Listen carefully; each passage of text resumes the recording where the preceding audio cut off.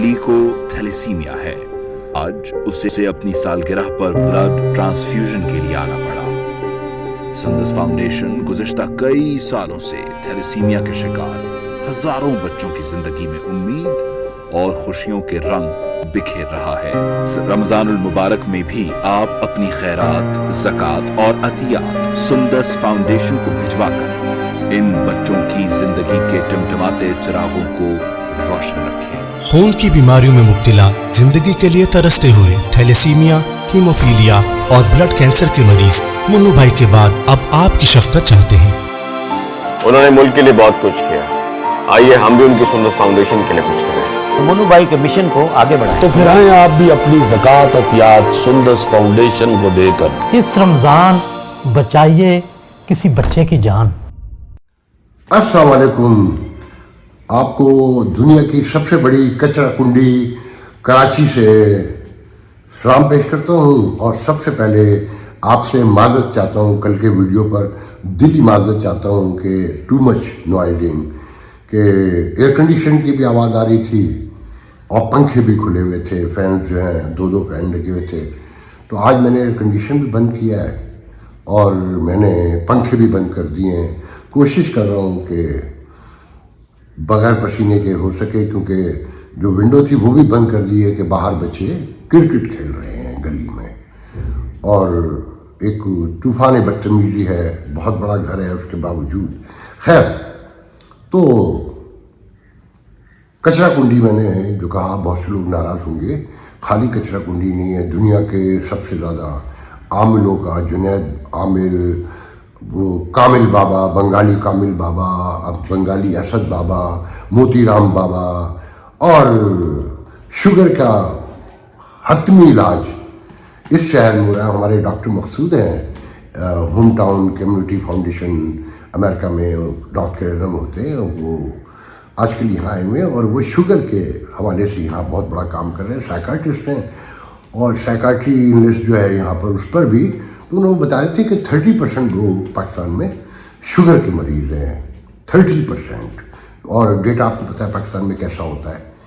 تو ڈاکٹر صاحب کو میں مشورہ دوں گا کہ یہاں کام کرنا بیکار ہے. یہاں تو مفت علاج ہو رہا ہے شوگر کا. گلی گلی چوک چوک لکھا ہوا ہے کہ شرطیہ مفت علاج.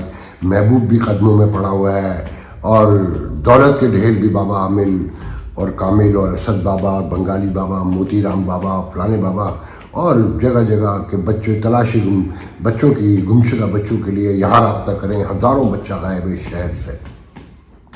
تو ساتھ میں ایک خبر پڑی کہ کمشنر کراچی جو ہیں حسن نقوی صاحب، انہوں نے فوری حکم دیا ہے کہ کراچی کے 600 مقامات پر فوراً مرمت کی جائے. تو جب میں نے یہ خبر پڑھی، اس کے فوراً بعد مجھے باہر نکلنا ہوا گاڑی میں.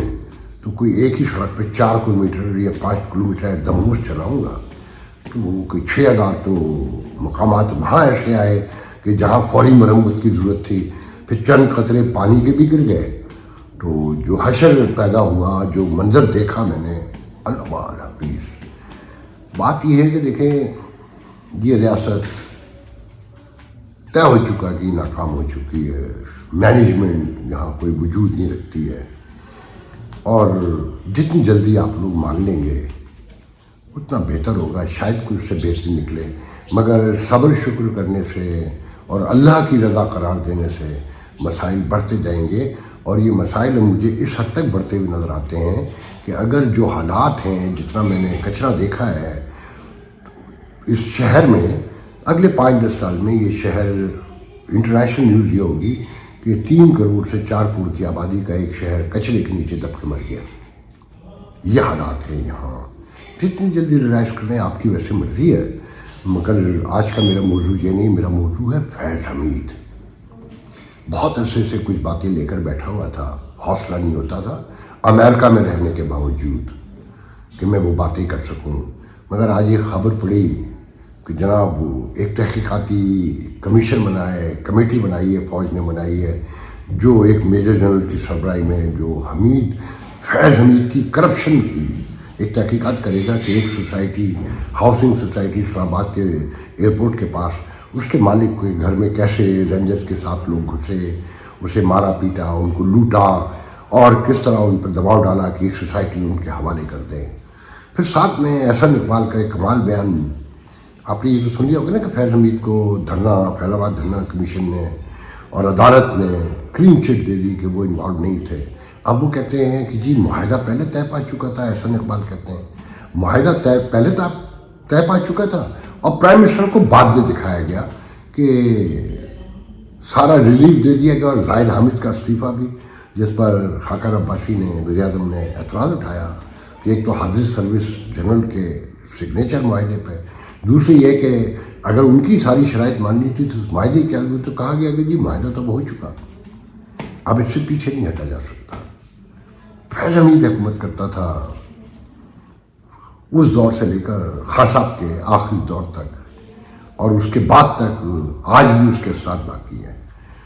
تو میں اپنے دوستوں کو, اپنے سننے والوں کو, دیکھنے والوں کو بس مختصراً بتاؤں گا کہ اگر فیض حمید کی کرپشن کے ساتھ اس ملک کی تباہی و بربادی کے حوالے سے باقاعدہ ایک کمیشن بنا کر ایمانداری کے ساتھ تحقیقات کی جائیں تو پتہ چلے گا کہ آج جو اس ملک کے حالات ہیں, معیشت سے لے کر سماجی اور سیاسی انتشار تک, اس سب کا اکلوتا ذمہ دار فیض حمید ہے. اور جرائم جو اس ملک میں تیزی سے بڑھے اس کا ذمہ دار بھی فیض حمید ہے. میں نام تو نہیں بتاؤں گا, پوری کوشش کروں گا کہ ڈسکرپشن جس حد تک چھپا سکتا ہوں. ایک سٹنگ MNA نے KPK کے مجھے نیو یارک میں آج سے 2 سال پہلے بتایا کہ یہ جو ہمارے صوبے میں بھتہ لیا جا رہا ہے یہ اس وقت کے کور کمانڈر پشاور کی مرضی سے لیا جاتا تھا جو طالبان وصول کرتے تھے, اور طالبان کے اپنے ذرائع اس MNA کے بقول تصدیق کرتے تھے کہ ہمیں تو 30% ملتا ہے, باقی صاف ہو جاتا ہے. اور لوگوں پر حملے ہوتے تھے جو انکار کرتے تھے, ان کے گھروں پر, ان کے بہن بھائیوں پر, ان کے ماں باپ پر. اور اس میں جب لوگ پکڑے جاتے تھے تو تعلق وہاں سے نکلتا تھا اور پھر لوگ خاموشی اختیار کرتے تھے اور ان حملہ کرنے والوں سے خود نمٹتے تھے. ملکان آپ کو پتہ ہے ان کی اپنی فوجیں ہیں. تو انہوں نے بتایا کہ بہت سے ایسے لوگ ہیں کہ بھتہ تو نہیں دیا انہوں نے, مگر 80 گارڈ رکھ لیے. پوچھا کہ 80 گارڈ, اس سے بہتر ہے بھتہ دے دیتے. تو انہوں نے کہا ایک کو اگر دے دیا تو وہ 10 گروپ بنا رکھے ہیں, پھر دوسرا, تیسرا, چوتھا, 5واں بلڈ پروف گاڑیاں خرید لی ہیں لوگوں نے, اور سب کو پتہ ہے کہ کون بھتہ لیتا ہے. اور جو طالبان سے معاہدہ کر کے لایا گیا اس کے پیچھے بہت لمبی کہانیاں ہیں. فتح مبین سے لے کر ذہن میں لائیے چائے, اور یہاں سے جو میں بہت سی باتیں تو چاہنے کے باوجود نہیں کر سکتا, مگر اگر اس ملک کو بچانا ہے نا, اور اس ملک سے ایسے محب وطن انورٹڈ کاما میں ان کا خاتمہ کرنا ہے, تو اگر کمیشن بنا کے فیض حمید کے بارے میں اس کے تمام معاملات کی اگر چھان بین نہیں کی گئی تو یہاں خرابیاں بڑھتی جائیں گی, وہ درست نہیں ہو سکیں گی. دوسرا موضوع تو بہت ہی اہم بھی ہے اور دلچسپ بھی ہے. خان صاحب اکثر کہتے ہیں نا کہ اکثر کیا ان کا اسٹانس ہے, ان کا نیریٹو ان کی پارٹی کا اور ان کا, کہ امریکہ نے ہماری حکومت ختم کی. اب شیر افضل مرمت کہہ رہے ہیں کہ سعودی عرب بھی ہماری حکومت کے خاتمے میں شامل تھا اور اس کا بہت بڑا دخل تھا, جبکہ پارٹی نے ان کے بیان سے لا تعلقی کا اظہار کیا ہے کہ ورکر کی طرف سے, پارٹی کی قیادت کی طرف سے نہ یہ ہمارا تھاٹ ہے, نہ یہ ہماری فلسفی کا حصہ ہے, اور نہ ہم ایسا سمجھتے ہیں. ہم ان سے اس بیان سے قطعی لا تعلقی کا اظہار کرتے ہیں. مگر دیکھیں سچ بات کیا ہے, میرے دیکھنے والوں کو پتہ ہوگا کہ خان صاحب نے بیک وقت UAE کو, امریکہ کو اور سعودی عرب کو مکمل ناراض کر دیا تھا, اور کسی حد تک چین کو بھی. یہ بات مجھے ایسے پتہ ہے کہ جیسے مجھے یہ معلوم ہے کہ میں اس وقت کیمرے کے سامنے بیٹھا ہوا ہوں. خان صاحب یہاں جو اسلام کے نعرے لگا رہے تھے اور کیا رحمت العالمین اتھارٹیز بنائی جا رہی تھیں، پناہ گاہیں بن رہی تھیں، اور نصاب میں مذہب کو گھسیڑا جا رہا تھا، طالبان کو لایا جا رہا تھا، اور فتح مبین کے نعرے لگائے جا رہے تھے، افغانستان کی کو فتح قرار دیا جا رہا تھا، طالبان کی جشن منائے جا رہے تھے. وہ سعودی عرب اور وہ UAE جو ماڈرنائز ہونے جا رہے ہیں، جو اپنا ماضی بھلانا چاہتے ہیں، اس پر مٹی ڈالنا چاہتے ہیں، آگے بڑھنا چاہتے ہیں، زندگی کی دوڑ میں شامل ہونا چاہتے ہیں، ان کے لیے خاص صاحب ایک ایسا ملک جو 25 کروڑ کی آبادی کا ہے، جو اسلام کا قلعہ بھی تصور کیا جاتا ہو، جو ایٹمی ریاست بھی ہو، جس کی 5-6-7ویں دنیا کی بڑی فوج بھی ہو، اور سعودی عرب میں اس کی وہاں لوگوں کی ان کی پریزنس بھی ہو UAE میں، تو وہ یہ برداشت کر سکتے تھے؟ جو اپنے ملکوں میں کلب بنا رہے تھے، جو شراب کو عام کر رہے تھے، جو دنیا کے لیے دروازے کھول رہے تھے، وہاں دروازے بند کیے جا رہے تھے. تو اس کا اندازہ آپ خود لگا سکتے ہیں کہ شیر عبدالغلط کہتے ہیں، صحیح کہتے ہیں. میں اس سے زیادہ طور کچھ نہیں کہوں گا. آگے میں اور آخر میں آپ سے صرف اتنا کہنا چاہوں گا کہ دیکھیں، یہ ریاست جس صورتحال کا شکار ہے، جو مایوسی اور نفرت یہاں بڑھ رہی ہے، پنپ رہی ہے، پل رہی ہے، ریاست کے خلاف نظر آتی ہے اب بڑے پیمانے پر. کہ دیکھیں، مجھے نہیں پتا کتنے لوگ اور میری طرح بولتے ہیں. میں یہاں آنے کے بعد جان بوجھ کے بول رہا ہوں، میں وہاں ایسے نہیں بولتا تھا. میں دکھی دل سے کہہ رہا ہوں، میں کمپیئر کرتا ہوں چیزوں کو، میں دیکھتا ہوں، غور کرتا ہوں. جیسے اس کراچی کو دیکھیں، اس کراچی کو ذرا غور سے دیکھیں، یا دنیا کے بڑے شہروں کو اگر آپ نے کبھی نوٹ کیا ہو، جو لوگ باہر جاتے رہتے ہیں، کہ London, New York, Los Angeles, Beijing, even Delhi, Bombay, اور میڈرڈ سے لے کر پیرس تک چلے جائیے، اور یہ جتنے بھی بڑے کاسموپولیٹن سٹی ہیں، یہاں لوگ پوری دنیا سے آتے ہیں اور رہنا چاہتے ہیں. انہیں اجازت بھی دی جاتی ہے ریاست کے قوانین کے مطابق. مگر ایک بات طے ہوتی ہے کہ آپ اپنے کلچر کے ساتھ آئیں نا. آپ اپنے گھر میں اپنے کلچر کے ساتھ رہ سکتے ہیں، مگر سڑک پر، باہر، دکانوں پر، مارکیٹوں میں، بازاروں میں گاڑی چلاتے ہوئے وہ تمام اصول فالو کریں گے جو اس شہر کے ہیں، وہ قوانین، اس کا کلچر، اس کا ماحول. کہ یہ بڑے سٹی تو ماڈرن، لبرل، بڑے سیکولر ہوتے ہیں نا. آپ کراچی کو دیکھیں. میں اس بات کا کہیں حمایت نہیں کرتا کہ جی پاکستان کا سارے حصوں کے لوگ کراچی کیوں آ گئے. میں خود نیو یارک میں رہتا ہوں. اگر اکانومی درست ہو، میرٹ ہو، انصاف ہو، اور قانون کی بالادستی ہو، تو جتنے لوگ آئیں بہت اچھی بات ہے. اکانومی گرو کرتی ہے، کمزور نہیں ہوتی. کیونکہ اس شہر کے ساتھ جو ہاتھ ہوا ہے نا، جو سب سے بڑا، جو اس ریاست کی ناکامی کو شو کرتا ہے، اس کی مینجمنٹ جو بحث ہے ہمیشہ سے کہ ساؤتھ ایشیا کے مسلمانوں کو نہ سیاسی تربیت تھی اور نہ مینجمنٹ آتی تھی. وہ ہمارے سامنے کہ دیکھیں، باہر سے لوگ آئے نا، جیسے میں نے کہا کہ بڑے شہروں میں تو آپ جہاں سے آئیے، مگر آپ ان کے کلچر کے ساتھ رہیں گے، ان کے ٹریڈیشنز کے ساتھ رہیں گے، ان کے ماحول کے ساتھ، ان کے قوانین کے ساتھ. یہاں الٹا ہوا. جو گاؤں دیہاتوں سے لوگ آئے تھے، مختلف کلچر سے، غیر پڑھے لکھے، کوئی خاص. میں بھی جیسے میں ہمیشہ کہتا ہوں کہ میں نیو یارک جب پہنچا تو مجھے 6 مہینے میں احساس ہو گیا تھا کہ میں animal, I am not proper human. جو میری ہیبٹس تھیں، عادت و اطوار تھیں کراچی میں رہنے کے باوجود. تو اب آپ سوچیں کہ جو گاؤں دیہاتوں سے آ رہے تھے اس شہر میں، ان کا کیا حال ہوگا. مگر یہاں الٹا کام یہ ہوا کہ کراچی میں آ کے وہ کراچی کی طرح بنتے، کراچی والوں کی طرح بنتے، ایڈجسٹ ہوتے اور یہاں کے سانچے میں اپنے ڈالتے.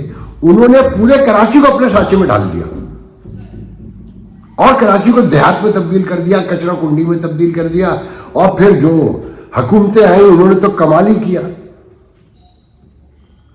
آپ یقین کریں، اگر صرف کچرا اٹھایا جائے نا اس شہر سے تو 8-10 سال لگیں گے کچرا اٹھنے میں. بلینس آف ٹن کچرا اس شہر میں گاربیج پڑا ہوا ہے اور پورا ماحول، منظر بدل چکا ہے. یہاں ڈیفینس سے لے کر گلشن تک چلے آئیے. آپ یقین کریں، جو لوگ وہاں رہتے ہیں امریکہ میں، یورپ میں، یا فار ایسٹ کے ملکوں میں جو سویلائزڈ بستیاں ہیں، जब उसे कंपेयर करके देखें तो यकीन नहीं आता कि यहाँ का जो माहौल है वो इस मुल्क को कहाँ लेकर जा रहा है। और बेरोज़गारी का हाल ये है कि लोगों ने ना छोटे छोटे पतीलों में, देगचों में, किसी में हलीम रख लिया है, किसी में निहारी डाल ली है, किसी में चावल डाल लिए हैं और वो सड़क पर बैठा हुआ बेच रहा है। कोई क़वानीन तो है नहीं ना कि रेस्टोरेंट का फूड डिपार्टमेंट कोई हो, काम कर रहा हो, अगर होगा तो वो कहाँ होता है, वो क्या काम करता है, नोबडी नोज। मैंने ये बात सक्खर से लेके कराची तक मैं आपको बता रहा हूँ कि बाजार के बाजार फूड स्ट्रीट बन चुके हैं और मक्खियाँ हिलाने बैठे हुए हैं, मखसूस दुकानें चलती हैं, मगर कोई काम धंधा नहीं है ना लोगों को, और हर तरफ कचरे का ढेर पड़ा हुआ है। तो उस पर कमिश्नर कराची यही कहता है कि 600 मकामात, अब बताए देखें कितनी बड़ी आपको वो नज़र आ रही है क्वांटिटी कि 600 मकामात पर मरम्मत होगी, मगर यहाँ पर 6 मिलियन से ज़्यादा मकामात ऐसे हैं जहाँ मुकम्मल मरम्मत की ज़रूरत है, नए सिरे से बनने की ज़रूरत है। वरना आने वाले दिनों में यकीन कामिल रखें कि ये शहर कचरे के ढेर में डूब कर ख़त्म होने वाला है और बतदरीज पूरे मुल्क का ये हाल होगा। एटम बम रखने से, मिसाइल प्लास्टिक मिसाइल रखने से, या तोपे रखने से, या बड़ी फौजें रखने से मुल्क नहीं बनता है, मुल्क नहीं चलते।